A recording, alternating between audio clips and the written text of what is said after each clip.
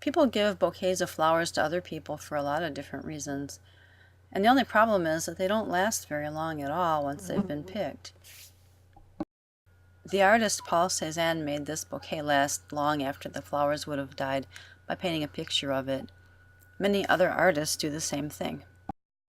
We're going to make a bouquet of flowers in a symmetrical vase out of cut paper. And the nice thing about this one is that if you give it to somebody, it's not going to wilt.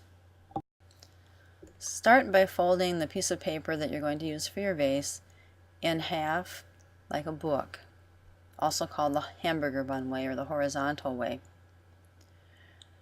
Now take a black crayon and make a curved line and have it start closer to the fold and end farther away from the fold on the bottom, and then cut that out. Make sure that you're holding on to the fold so that when you cut out your vase and you open it up, it's going to stay together like that. Now you're going to need some strips of paper for the flower stems, and those are easy to make. Just take a piece of construction paper and start about a ½ inch or so from the edge. It doesn't have to be exact, and just cut a beeline right to the other side until you have as many stems as you're going to need. We'll need about 3 for this, maybe more.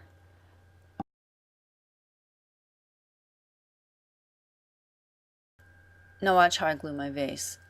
I'm going to put dots around the outside, and I don't want my dots like really close together. There's a little space between. And notice that I'm not gluing the top. Okay? Glue everywhere but the top. And then turn it over and press it down into place near the bottom of your picture.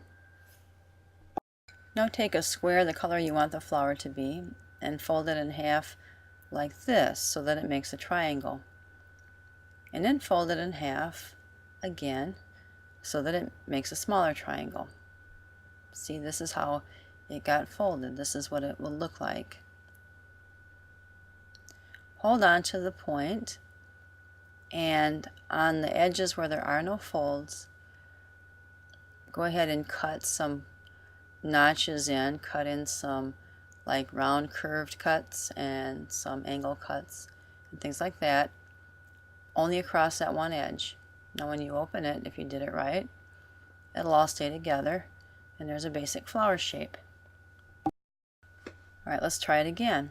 Take a square of paper, fold it in half diagonally to make a triangle, and then fold it in half again to make a smaller triangle, and really crease it good.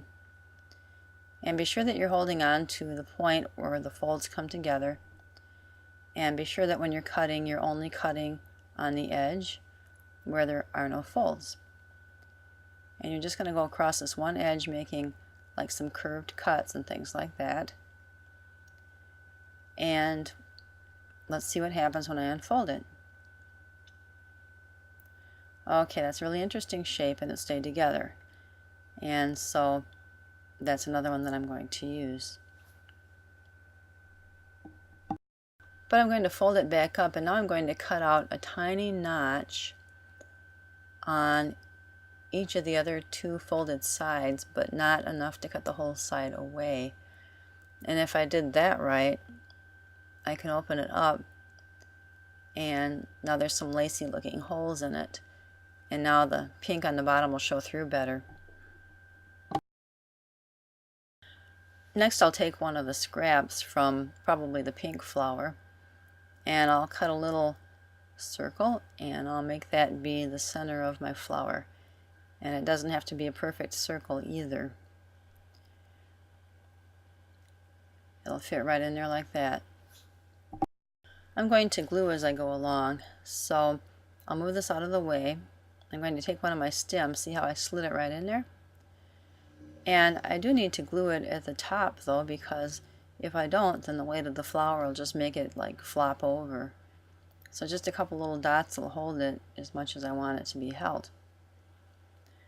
Okay, then I take the flowers that I've cut, and I'm going to take the one that goes on the bottom. I'm going to take that first, and just put a dot in the center and stick it on the stem.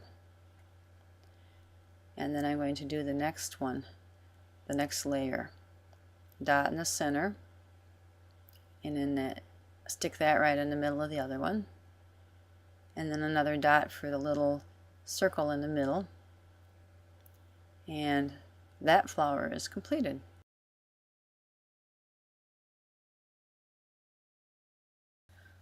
But bouquets have more than one flower, don't they?